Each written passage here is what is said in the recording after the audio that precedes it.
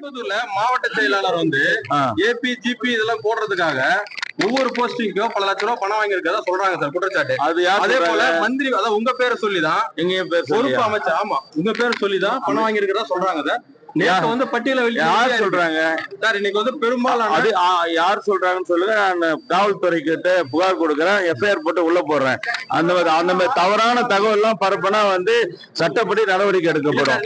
என்கிட்ட அப்ப எங்களுடைய முதலமைச்சர் வந்து என்கிட்ட சத்தியம் வாங்கியிருக்காரு, மக்கள் பணத்தை வரி பணத்துல தொடக்கூடாதுன்ற மாதிரி. நாங்க எப்படி போய் நாங்க காசு கேட்போம்?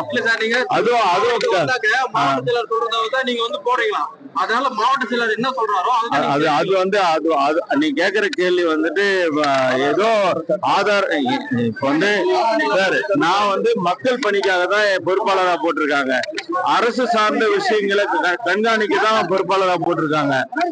மாவட்ட செயலாளர் அவங்க கட்சி பணி அவங்க செய்வாங்க. அவங்க நம்ம வர மிஸ்யூஸ் பண்ணா அதை நீங்க ஆதாரபூர்வமா கொடுங்க, ஜெயில போட்டுறேன்.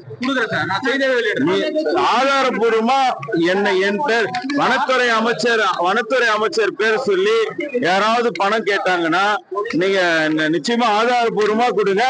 நான் கம்ப்ளைண்ட் கொடுத்து எஃப்ஐஆர் போட்டு ஜெயில போட்டுறேன்.